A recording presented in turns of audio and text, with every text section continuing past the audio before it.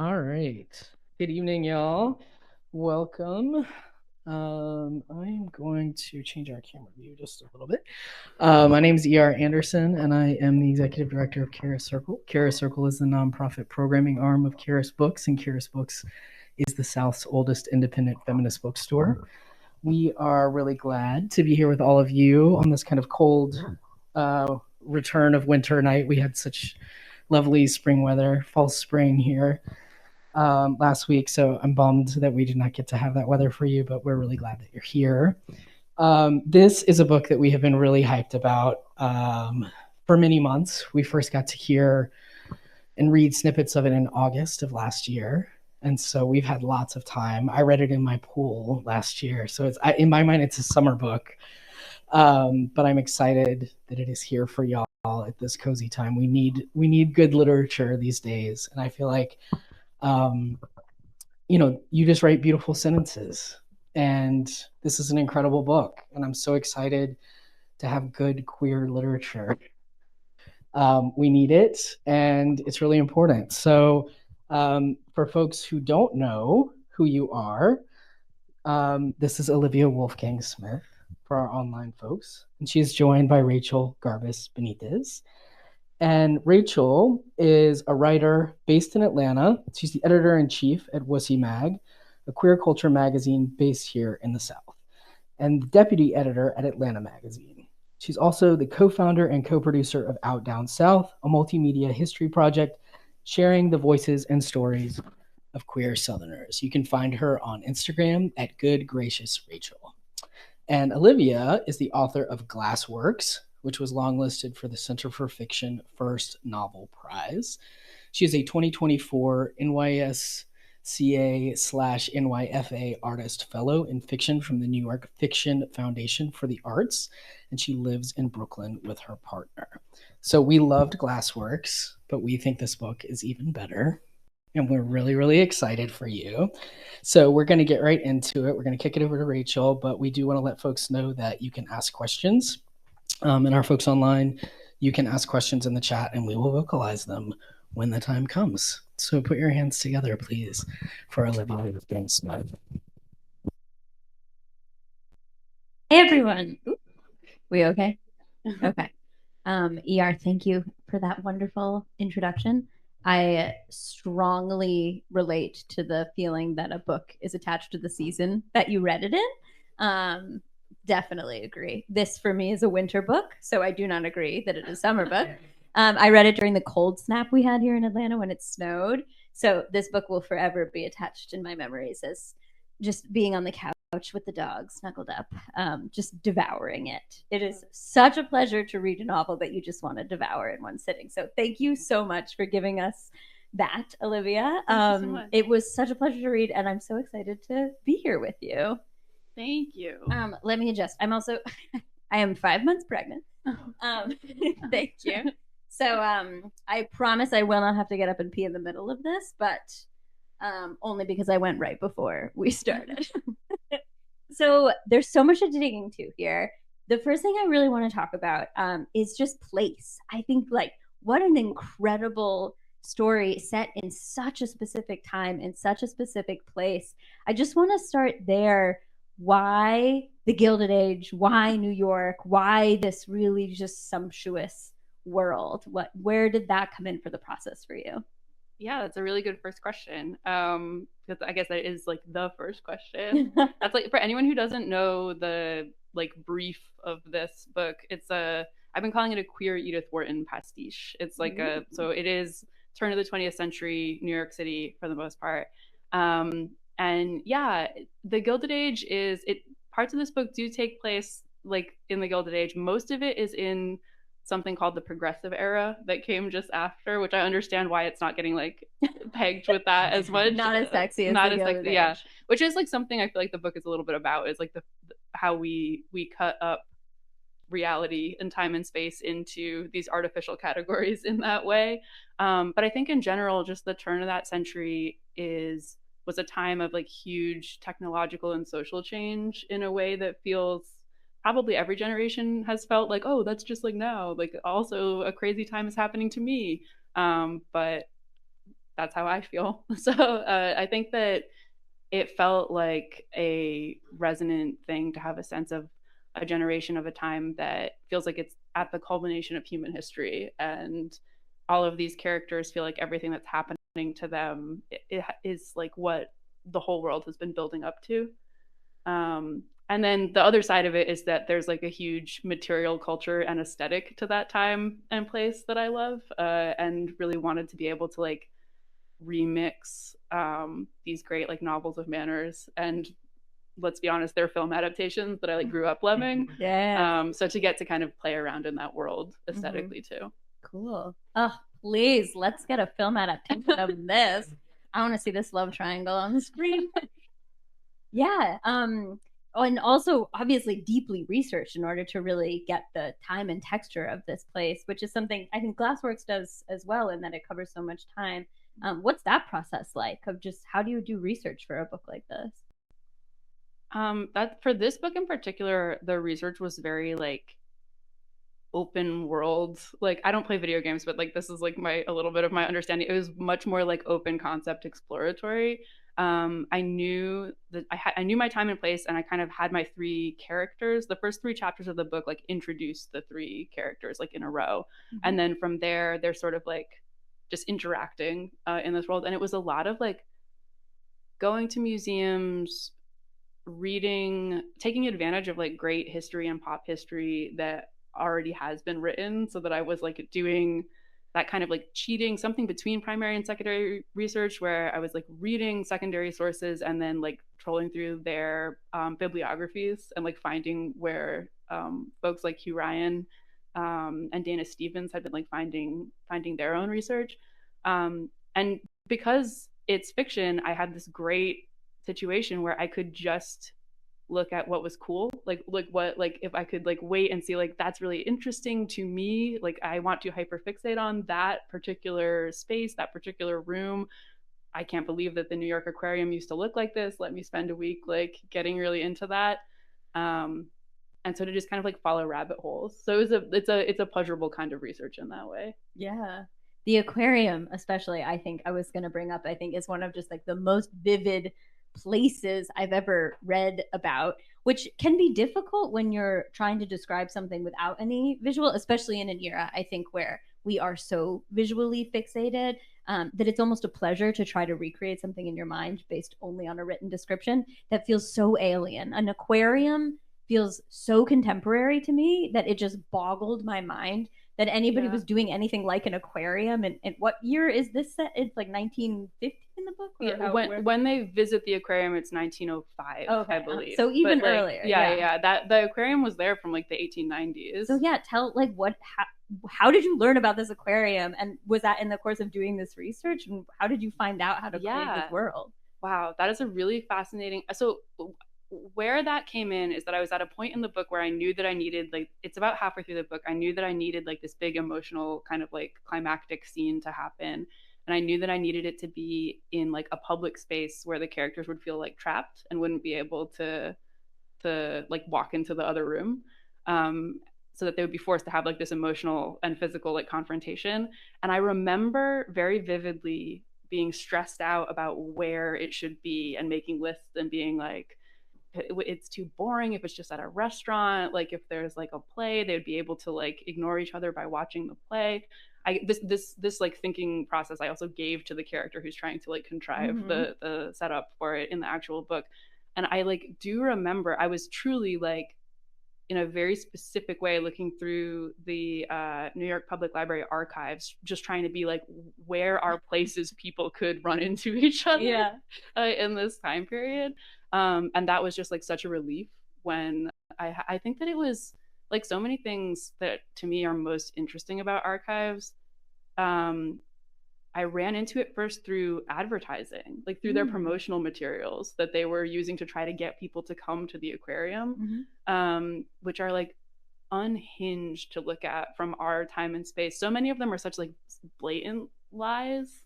Like they have like a lot of the advertising that I would see, it was like clearly an illustration of people standing around a open pool, not even a tank, like an open pool that had like a whale in it, like spouting. And I was like, you obviously didn't have like a humpback whale in this enclosed indoor aquarium. So that's the other thing that like I didn't have to worry about, like the animal that they are going to see is like a walrus. I was able to see photographic evidence that they did have manatees at this aquarium. So I was like, okay, I don't know if a walrus is a lie, but they were saying they had whales, so whatever. I'm allowed to lie. I'm allowed to make it up. Seems more plausible than a whale for sure. Yeah. We're splitting the difference. Yeah, absolutely.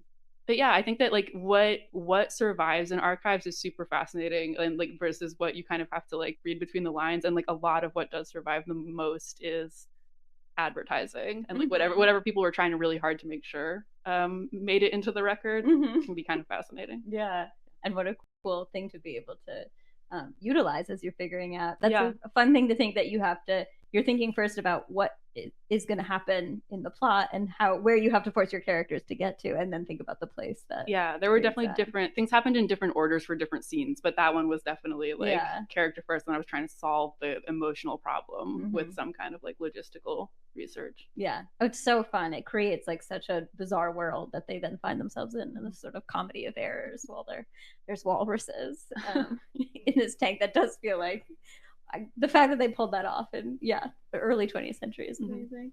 Let's dig into these characters, because wow, what a cool, complicated dynamic between the three of them, really, which I think is a hard thing to pull off in a novel anyways, and just feels extra ambitious, but also creating these queer contemporary feeling relationships, but also setting them in this period. So yeah, I mean, I think Squire and Oscar, my goodness, what a love story for the ages. I loved them. I rooted for them.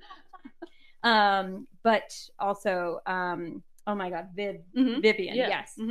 I just interviewed a woman named Vivian, so then I blanked that I could not be named. Yeah, amazing character in her own right. So yeah, tell me about thinking through how you ended up with three characters as your protagonists. Yeah. Okay, so the kind of overarching like situation of this book, for anyone who doesn't know, is that Vivian and Oscar, who if they lived today would probably identify as a lesbian and a gay man, have some different dramas that they get into personally, and then end up deciding to get married, and then pull into that relationship this third person, Squire, who is Oscar's like business nemesis and then husband. And then they all kind of like live together and have like a business relationship and a domestic romantic sexual relationship, and there's more drama after that. So that's like the framework that we're working within. That came the very small seed of like a historical trivia that like grew into that is Procter and Gamble, William Procter and James Gamble were in real life like professional enemies, and then they were much like in the book, one of them is a soap maker and one of them was a candle maker, and those industries have common raw materials, so they were competing for the animal fat that they needed to make their soap and candles, and then they happened to marry a pair of sisters. This is what happened in real life. They married a pair of sisters that had a common father-in-law who like told them, you shouldn't be enemies, you should be working together. And I just heard that in passing and was like, that is pretty good, but it would be better if they fell in love. always better if they fall in love. And then also the idea of like it's like needing there to be like a more interesting to me person who was like orchestrating that relationship. So I feel like the idea for the book like kind of grew up around the like hollow space that was the idea of Vivian as a character. So she's like people have been using the phrase ahead of her time to describe her to me, which I do understand, because she's very driven and ambitious and like proto-feminist in a time when that really makes her like stick out. But I think that she would stick out in any generation, because I think that she's much more concerned with her own, like she's not really feminist, like she wants to succeed. She's a Vivianist. Yeah, exactly. She believes in Vivian's rights. And that's like kind of her. She like grows up in this very limiting world upstate in Utica, which is only set in Utica because that's the only town upstate that I really know, having spent time there. So as everyone I know from when I was in that area is like, why are you being so mean to Utica? But I just wanted to be able to describe it a little bit. But yeah, she basically runs away from home to New York and sort of is like a little bit of like a Gatsby-ish figure, and that's kind of like her start. Should we just go? Oscar is like the man that she like grabs onto. He's like a middle manager at a soap company, who has a lot of anxiety. When I describe him, he's the person who like people are the least. They're like, okay, good to know he's in the book. I have no follow-up question. Anxious soap maker. Yeah, very lovable anxious soap maker. I think that he shines when you give him a chance. But yeah, that he is also a transplant in New York, and is also like he's like very rich at the time. He's grown rich at the time that she meets him, but he's like a social climber, and a new person in a way that makes him kind of a pariah in New York. And then Squire is like the black sheep of a very old as New York has, old money family. And he is sort of, we meet him at the time when he's like a very weird, very rich young man who's like realizing that he is too weird to get away with, like even for a very rich person. Like he's weirder than he is rich, and it's beginning to be a problem, and he's causing lots of social scandal. Yeah, there's a bit about the New York City sewer, which, wow, also deeply researched, learned so much about the history of the New York City sewer, which is fascinating, at least as you write it. But yeah, certainly an eccentric guy, but also so lovable in his eccentricity.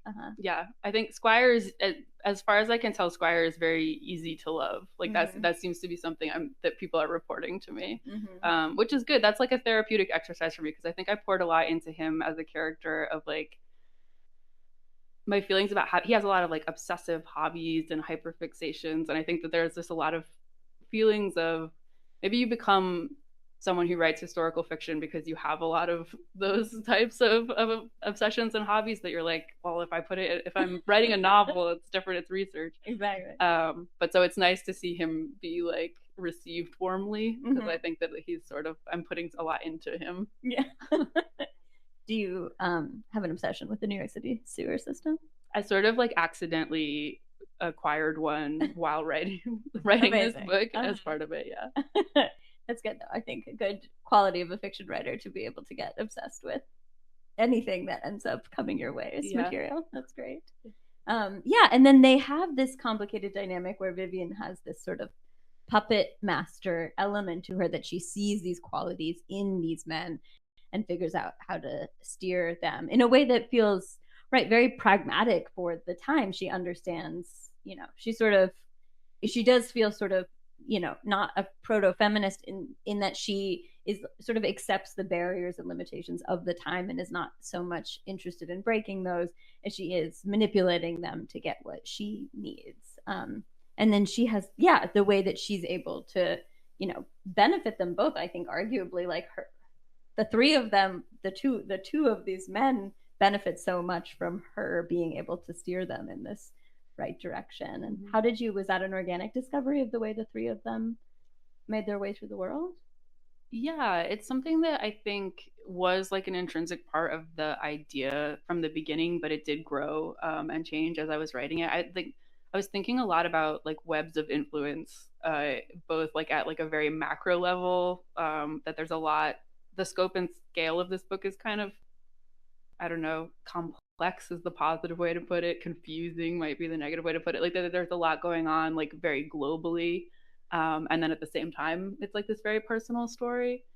So I think that from the beginning, I was interested in how that kind of control, the relationships that they have with each other. It's like hard to untangle whether they're positive or negative. That's something I'm really interested in general, especially in queer fiction. Like anything about found family, chosen family, it's profoundly interesting, but I think that it gets flattened sometimes in the way that people talk about it and write fiction about it, because there's a sense of like it's exclusively a good thing to have found family. It's like it's held up as a positive alternative to like a harmful family of origin. And I think that in the best queer fiction or fiction about chosen family, like there's like a you push through that and it's like, well, now you've let these other people that you chose be so close to you and you're vulnerable with them, and like you have this kind of like beautiful, yes, like intense relationship with them, but then the other side of that is okay, now they have the power to hurt your feelings too, and that is like a that's something that I was interested in. Also the other side of it is just that my partner and I were set up by a mutual friend. I now have been on the other side of the table as well and have set up people who are now engaged. And I feel like that feeling on both sides of that is so, first of all, like the feeling of power you get when you set someone up and it works is like incredible. I felt like God. But then also the other side of it is like to be like, you know, I've been with my partner 10 years. Like this is like my entire life happiness. That's just because our friend was like, you two both talk about Star Trek a lot. You should talk to each other instead of to me. And I think that like I'm just interested in the way that like truly, even in our modern era, all the time, that kind of like very profound life control can happen very casually.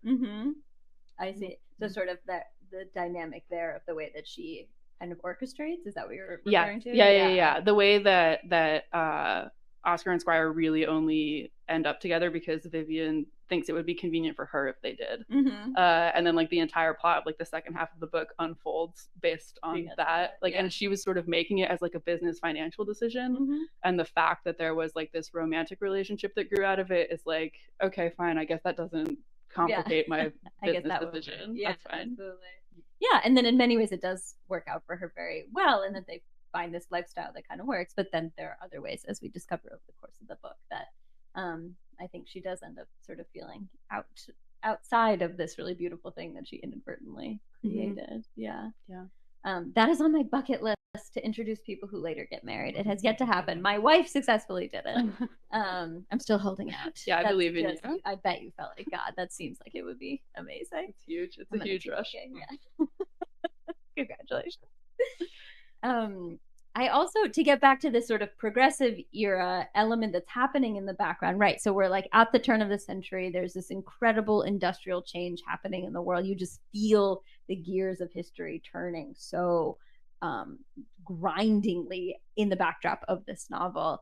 And then you also have this sort of proto-labor movement happening around them, which is interesting because they're not a part of the labor movement. They are very actively suppressing the labor movement in a way that feels, you know, a little bit villainous. And I kind of loved that. I love a little bit of a villain. And I love when writers don't lean into the tendency to have to make their characters morally perfect, because obviously the most interesting characters are not morally perfect. But I'm curious why you chose to sort of set them at odds against this movement, which, you know, didn't necessarily have to be. It's not like a major plot point. I think I guess there are elements that do like sort of change the course of their lives because of it. But yeah, why introduce this labor movement in opposition to your characters? Yeah, so you're talking about the fact that these are the owners of a company, and during a time when capitalism was even less regulated than it at least has been recently. Who knows? But yeah, so that there are, my union is prominently thanked in the acknowledgments for this reason. Like, we are pro union. That I think that there's a lot about class. There's a lot going on about class in this book, and about money, and about capitalism in general, and control over others at every level, and like kind of like searching for meaning and sense of self-worth over control for others. It would be really hard to write anything about work set in this time period and not include something about the labor movement. And just frankly, like I knew who my characters were and what their like relationship to money and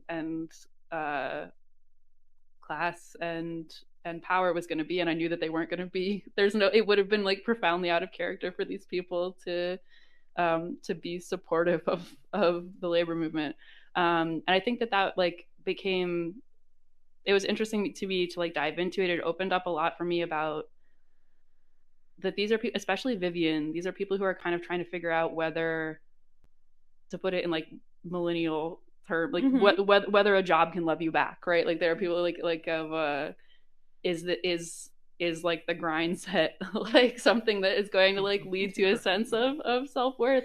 And I think that I like the idea of having the reader be in a position to sort of see false starts and see like places where they're going down what we might see as the wrong road.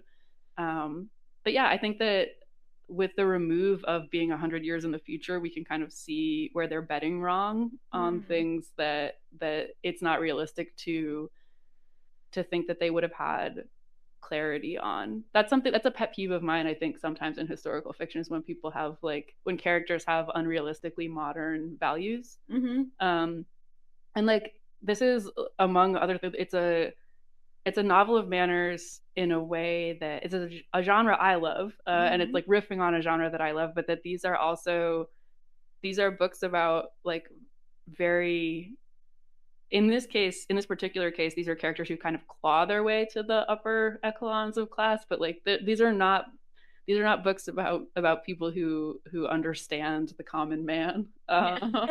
And if they do, as at least two of the characters of the protagonists of this book do, they work really hard to try to get to a place where they don't anymore.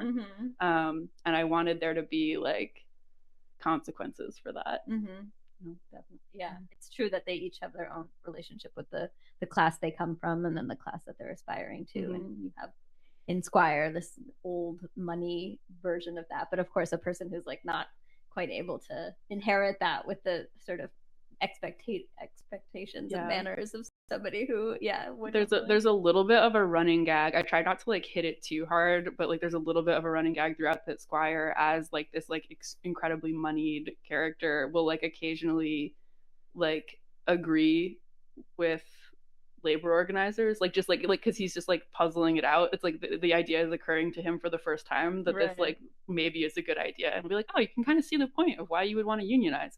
And like sort of gets like shushed down by the I don't think about that too hard. Yeah. Exactly.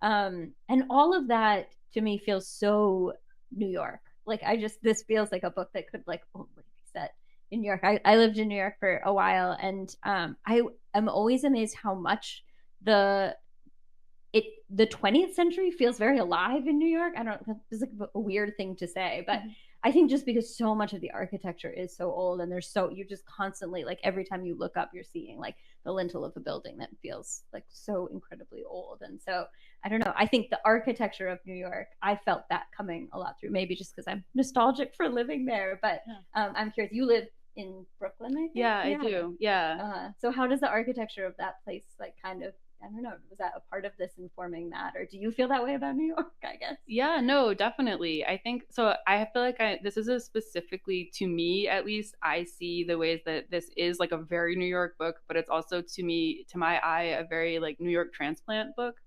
I've been there a little over a decade now, and I think that there's a really different way that this book would have been written by like a native New Yorker versus by someone who had like just gotten there. And I think that there is an element, people talk all the time about New York as like always changing, like completely different. And like, listen, my favorite pizza place just announced they're closing at the end of the month. Like I get it. I'm like now I'm indoctrinated into that. But I do think you're right that there actually is so much more that is like kind of shockingly still, like sometimes it might be a little bit like actually the book that's on the cover, the building that's on the cover of this book like still exists downtown, like it's right across from Trinity Church, and it's just like it's unrecognizable because there are other giant buildings built alongside. You have to like kind of like really squint and see, but like a lot is like that, like a lot is still there, and the architecture is like that, but like other things as well. It's a city that, even though it does change a lot, is also very well documented and obsessed with itself and like loves to tell you about it. So I think that there's a lot that can be quite easily accessed, and once you kind of do learn to see some of that, including like in the buildings as you're walking around, it really like opens up the layers of it for me. It's helped me, like writing this book helped me feel like kind of more connected to that city, living there. Definitely. Yeah, I used to work in the financial district, not on Wall Street. I was working for a labor law firm, actually, with people who would have been very anti this soap factory. But and yeah, there's just so much architecture that is still there that's very old. And so right, even though there's like all this new glass and chrome, I think that like when you turn around a corner and find an old church or an old tavern, that there's like some FiDi tavern that's been operating. Oh yeah, I'm going on Valentine's Day. Francis Tavern. Yeah, that's where like George Washington hung out. Yeah. Manhattan in particular is like very I think it's literally just because it's like this very narrow island between two rivers. Like things haven't varied. Things get layered over, things get changed, but there's not like a big the building that the aquarium was in like still exists, but it's had like 6 different lives. Like so especially Lower Manhattan is sort of like fascinating in that way. Yeah, sort of palimpsest. Can I ask why you've chosen that for your Valentine's Day destination? Is that a tradition or? It kind of is. Yeah, it's not the first time we've done it. Amazing. I don't know. I don't have a a good reason at this point. It's just kind of one of those things where it's when it's been done once, it's like, well, it's time. If you haven't been, Francis Tavern, where George Washington literally like used to drink there, and it has been continuously operated since then, and it does have this kind of like weird hybrid feeling of being like sort of colonial era, and then there's also just lots of finance guys there just kicking back after work, so it's a funny combo. But yeah, extremely. I can see a certain romance in it. It's more like, can you believe we're doing this? Right. Like, we are celebrating the first time it must certainly have been an accident, and then it's just like and also they have such like a strange, like an interesting to like relationship to their history of like, is this our thing? Are we the Revolutionary War place, or are we the FiDi happy hour place? The bro bar, just totally in flux, like so much of New York. My wife and I, our Valentine's Day tradition is that we make a giant at-home baked mac and cheese, which is like the least romantic thing that you can devour together. But it started as a joke and then has become a tradition. So I'm all for that. I love it. And then let's talk about their queerness, because I love that so much. And I think that's certainly something probably a lot of you who've read this book really, really love, particularly just writing queer people back into history. I just think is like such a beautiful thing to do, that archives so often elide queer stories, that those were intentionally hidden, or that when they were explicit were then covered up again.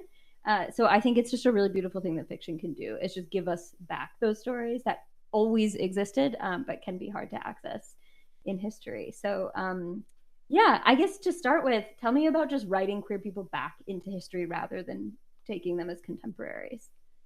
Yeah, that is something that has gotten a lot more moving to me, like as this book has neared publication, and like now bringing it back into the world, just like in a different headspace than where I was when I was writing it, where I know that I found, I mean, the reason that I wanted to write this particular book is literally just that I am queer and I love Edith Wharton and novels of manners, and I wished that there were more of them where everyone was gay, and I like was, there aren't 0 of those books, but there are very few to my tastes, for like, so that was like the only reason to start with. I was like, I want to read a book like that, so I will write that book so that I can read it.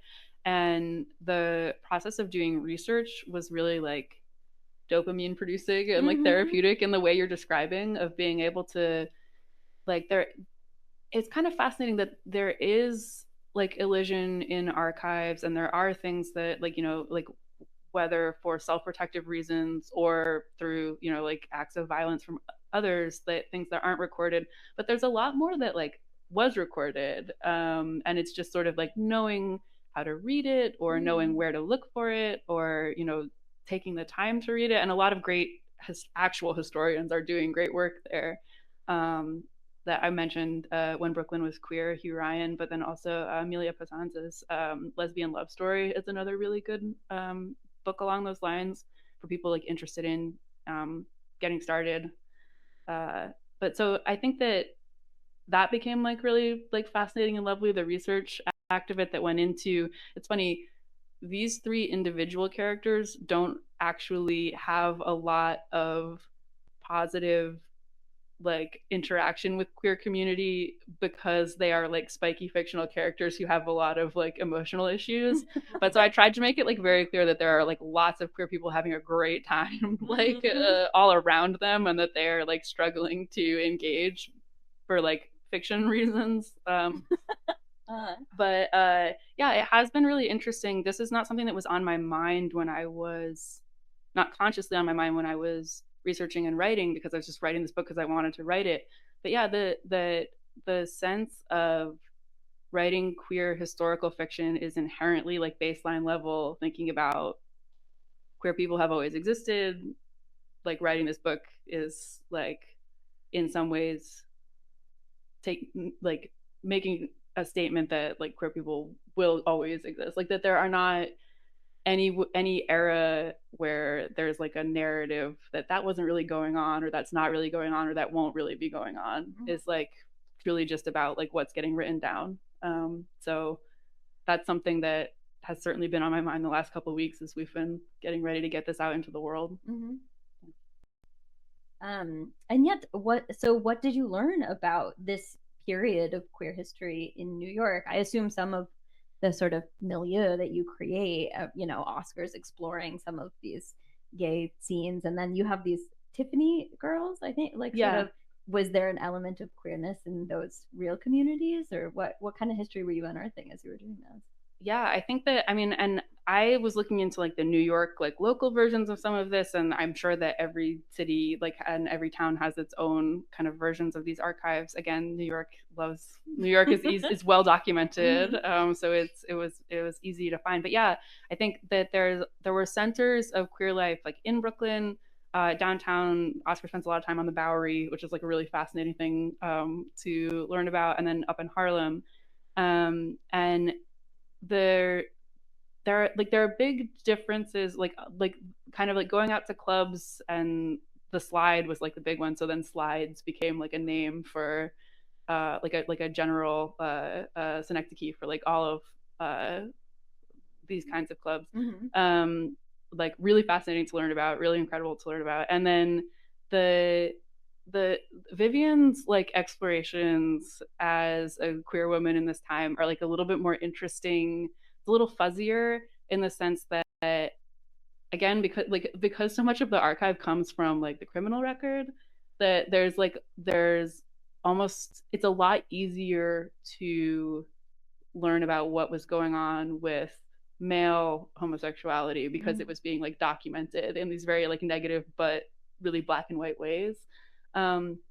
Whereas lesbianism was a little bit more like, I don't know, who even knows, what is it really like, what like so that there was a lot more like happening kind of under the radar.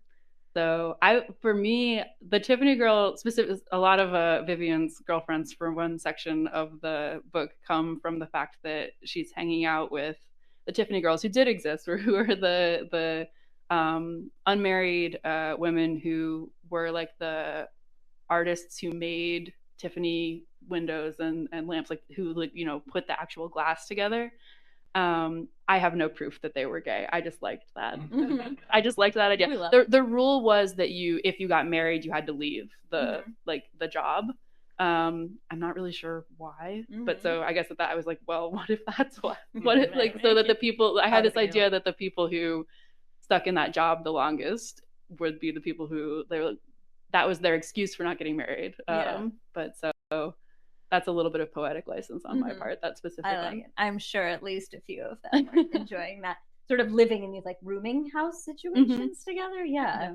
It's interesting, right? Because at this period in history does feel like you have, and the way the book is written, and because of these class dynamics, you sort of have these feet in the different worlds, you know, this old world of New York aristocracy and, you know, capitalism, but then also this new world where women are living on their own for the first time, and Vivian is afforded, you know, a certain element of autonomy because this is a time where like to be a, you know, briefly an unmarried woman allows you to sort of navigate in this way. Yeah. And she as an individual character is someone who will like lean into any gap in like, well, we haven't, like, this is like there's a new social situation, nobody's really sure yet how exactly to define it. She's like very happy to manipulate like anything that society's not sure how to judge.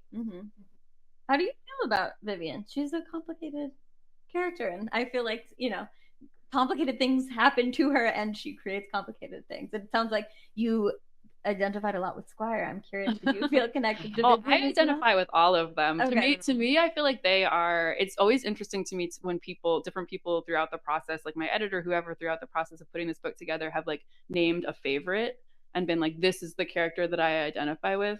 To me, the three of them are like three different parts of my brain. There are a couple of scenes where like the three of them like really get down to like trying to solve a problem together, and I feel like it is like my inside out, like it is my like it's like this is what goes on in my head when I am thinking, like it's just like these three different voices talking to each other. Yeah, Vivian, it's very fascinating to me.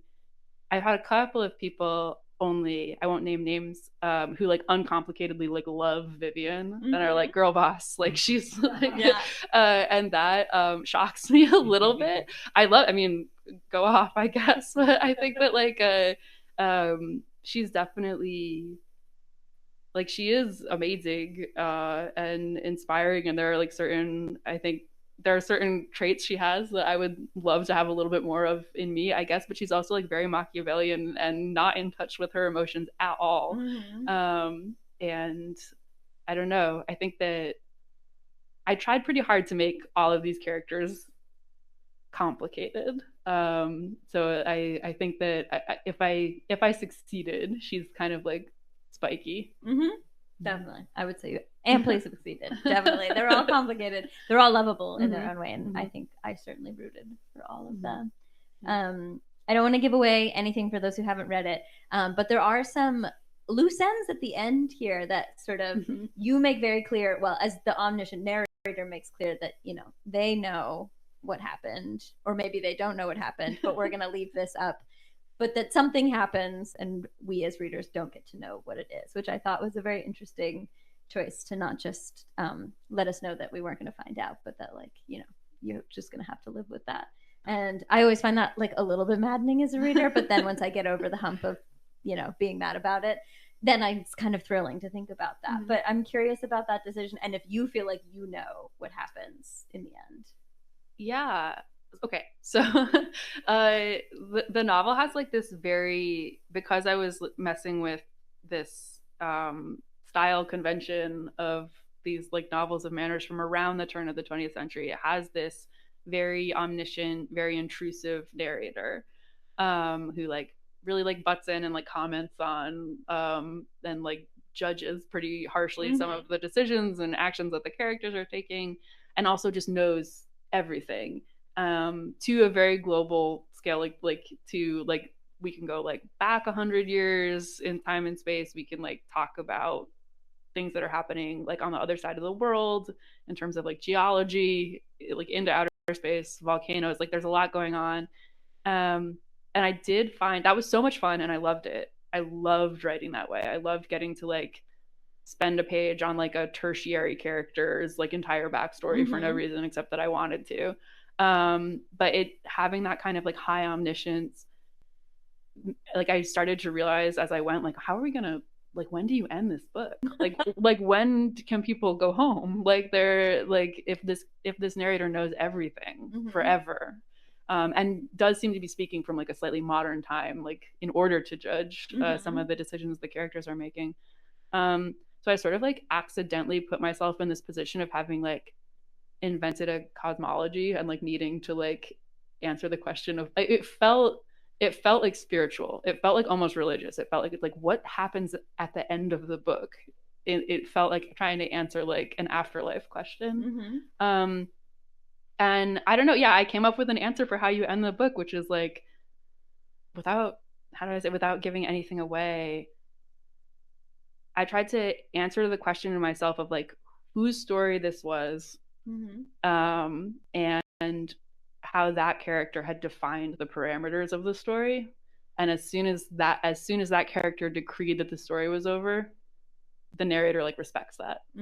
And I wanted to hold myself. Like it is frustrating. Like it is, but like I found it like really. I found that frustration really interesting. People are allowed to disagree with me. People are allowed to ask me about it.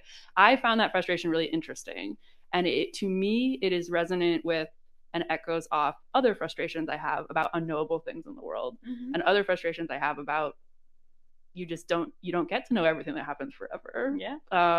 And like to me, like I don't know, it made my relationship to this book kind of more profound in that way. That said, I do feel like I have my ideas of what happens after the end of this book, but I don't think that they're any more valuable than anyone else's. Like I don't think that like I don't have like some I've heard already a couple of different people's theories of what, and I think that to me is beautiful. The idea that there could be like infinite different ideas of what goes on after the end. Yeah, that sounds so fun to hear other people's thoughts about how this story continues. That you've like created this full picture, and it's really it is cool. Spin it off. Yeah. Well, I want to open it up to the audience here, and also if you're watching at home, you can I believe type in a question. Before that, my last question for you is a curveball. As someone who also loves Edith Wharton so much, what would you want to ask Edith Wharton if you could? Oh my god, I feel like I'd want her to like fix my life. I feel like and I was toggling between like what would you want to tell her and what would you want to ask her. So I guess you could tell her or ask her. That is such a good question. Unfortunately, my immediate instinct was like I would want her to tell me like how to rearrange my apartment so that it looked better. Feng shui. There's a lot of a lot of the research into like interior decor in this book came literally from before she was a fiction writer. She wrote a book on the decoration of houses, and it's like it didn't change my life in the sense that I don't have enough money to do any of the things that she talks about in that book, but anyway, that's not a good answer to that question. Unfortunately, it might be the truest answer to that question. That's a good answer. I think that I would love to talk to her. I would love to talk to her about queer people. I don't know. I would love to know like I would love to have that conversation. Definitely. And I will reserve follow-up statements until I knew more from how she would respond to that question. I'm sure Edith's got some great tea on the queer scene in 1910. Olivia, this was such a pleasure. Thank you for answering my questions. And Thank now, you so much. Anyone in this live audience or at home care to ask a question? Yeah, friends. Anybody want to kick us off? Yeah, Kira. So I was hoping you could speak a little bit more about what it is about the comedy of manners that attracted you as a form to play off of. That's a really great question. Thank you. And I hope that it is. I hope there is comedy to it. I was attempting to be funny in this book. Like there's humor in this book. Someone gave me the way to talk about this book that it's as funny as it possibly can be with like almost no jokes in it. I can think of one time when one character makes a joke and it's like weird that happens. So ideally what I was going for was for these characters to all be very funny, but never on purpose or hardly ever on purpose. But yeah, so to have this sort of this like very mannered book, this sort of like drawing room kind of like genre, which is like I love as a reader and was wanting to play with as a writer. I think that what's fascinating for me about it as I know that a lot of those classic books in that genre were not historical fiction when they were written, but we receive them as historical fiction now.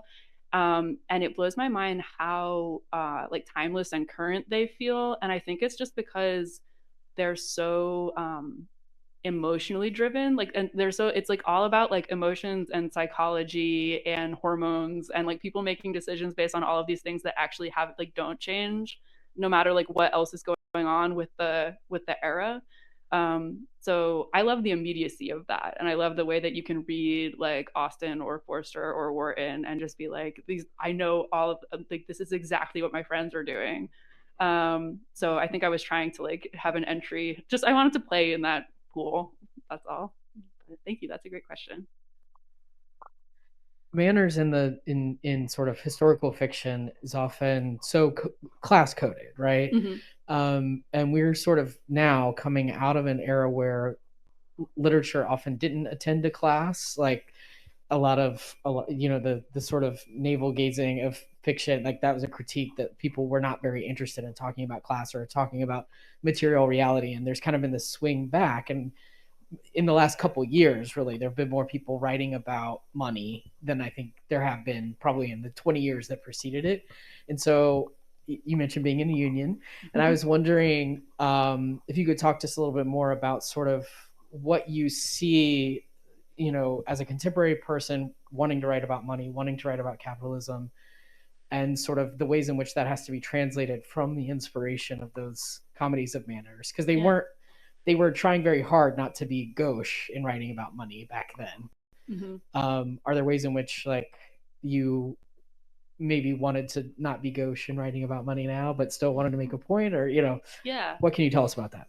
Yeah, that's a really good question. I think how this started for me was that something you started, partly it's the all of those like classic books from 100 years ago, mostly they're just about such wealthy people that it is like the exception. Like that's part of what makes House of Mirth like so gripping, is that it's like there's actual like about who has money and who doesn't, and like there's a lot of times, even when it comes up in Austen, it's sort of vague. It's like, oh no, we're running out of money. We'll have to only have 2 servants and get rid of the extra cottage. Like there's a little bit of a, once you kind of try to drill down into the stakes, it's like, wait a minute, these people still have more money than I'll ever have in my entire life. And yet, because of the psychological thing, you relate to them a lot. But I think that the other thing that's interesting to me about books of that era is that I think it was actually with Wharton that I started to notice, only because she sort of maybe that's her being like a New Yorker and being more gauche than folks in England, that she starts to sort of like reference the fact that some people have jobs. And it made me realize that in so many of these classic novels I loved, I had absolutely no idea how any of those people made their money. And obviously the answer is probably some upsetting way that I would have cared to know and would have affected my relationship to them as characters if I had known. So I was interested to try to write a novel that was a love story and a romance and like the sort of like novel of manners, but also you knew a lot about what all these people's jobs were, and you knew if the ones who got rich, you knew how they got rich and like what it meant for other people. I wanted that to be like something that was on the reader's mind the whole time. So I don't know. It's more like of a question that I like to ask. Like the other way, I've heard someone talk to me about this book as being like a diversity win. These manipulative robber barons are gay. Like which it's a kind of in like the Gentleman Jack like universe as well for me in that way. Like I really enjoyed that show for the way that it like delved into some of these same questions. That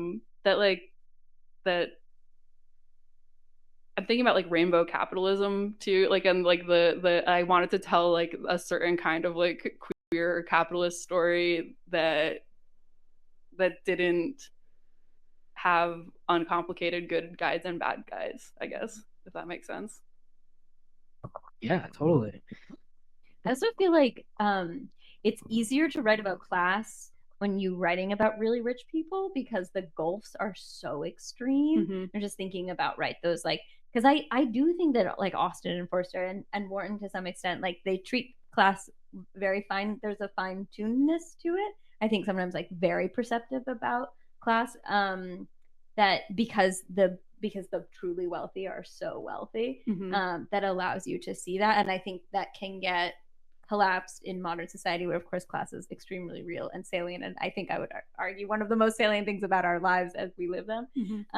But because we don't see it in that like extreme gradation so visibly, I think can be harder to treat subtly. So I think this, that you have these 3 characters who come from very different class backgrounds with the aristocracy and this old money as part of it, I think allows you to treat that very deftly as well. Yeah. Well, and even some of the assumptions they make about each other at first, like, oh, I'm a nice farm girl, I'm gonna go meet the parents, and then it's like, oh, this is not quite what I thought I which is hilarious, and sort of how they relate to each other across class, and like it's interesting. One of the things that we always like to ask people is there's some obvious parallels, but what books does your book kind of live with on a shelf? So who are your books buddies? I love that. Oh, I feel like I've given Edith enough free press. But like no, definitely her Wharton's short stories in particular, I think, are where she really like gets weird.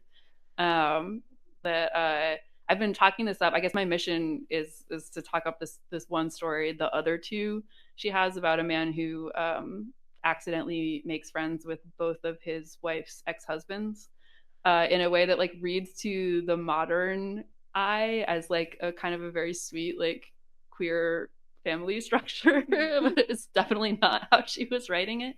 I think that the book that is definitely like the biggest buddy of this book that we haven't mentioned yet is Morris by E.M. Forster, for like very obvious reasons, being a queer like story like actually like written 1913-14 and then like continuously revised and like passed among trusted friends and published posthumously in the 70s after homosexuality was decriminalized in England. And I think that that's like a very, to the extent that, I mean, first of all, that book is just really important to me and really important to this book in particular. And was like to your comment about like remembering that like people like these characters have always existed and this isn't like science fiction that I'm making up for this book. But I think that the sense of there being like an archival collective queer consciousness really as like kind of embodied in that book not only influenced like the plot and the characters of this book but also the like kind of omniscient narrator voice, and my sense even one level removed from that as the author writing it. So I was thinking of Forster in that book a lot. Did you have to do as reading it and then listening to the audiobook, which is great, by the way, folks should listen to the Oh, is audiobook. it? I haven't listened to it. I'm so terrified. Oh no, they did a really, really good job. Awesome. Yeah, it's great. The omniscient voice seems like it would be very difficult to apply consistently. Did you have to do like special drafts where you're just focusing on the omniscient voice? Basically, yeah. I mean, it was like a huge pleasure. I don't want to say it was difficult, but like there is a thing of like making sure you're being consistent. But that was like the funnest part of revision, to get to go back and be like just adding like interjections from the narrator was really fun. But I feel like that like as I wrote, there was definitely like you had an instinct for when it was time to like really like butt in, to like intrude in, or really like to like do the full like Ron Howard in Arrested Development, like stopping the action to comment on what's happening. Did you take any of them out that you initially had in? That's such a good question. Not that I remember. I think it was only additive, which people can get back to me if they feel like there are some that I should have taken out, but it might be something that was just too much fun. Well, thank you so much. Thank you both. Thank you, Rachel, for great questions. Thank you for coming all the way down here to be with us tonight. We really are just so excited to be promoting this book, and we want to get it into so many readers' hands. We do think it's going to be an instant classic, so we're just thrilled about it. So congratulations for getting it out in the world. And, thank you so much. Yeah. And everyone who is watching, especially if you're watching from far afield, make sure that you thank Charis for setting up this geographically accessible version of this event by donating and buying a book. I would prefer personally that you bought my book, but for purposes of this call to action, it can be any book. You can click the teal button at the bottom center of the screen to buy this very book, Mutual Interest, right now from Charis. And it really does, in fact, help us when you buy event books from us. So thank you for doing that. And thanks for watching wherever in the world you are. We appreciate you. And thanks to everybody who physically came out tonight. We really appreciate you. So we're going to say goodnight to our online folks, and everybody who's here can get their books signed. And for everybody who's watching online, we will have signed books while supplies last. So get your orders in. Thanks, y'all. Thank you. Thank you so much, Rachel. Appreciate it. Yes.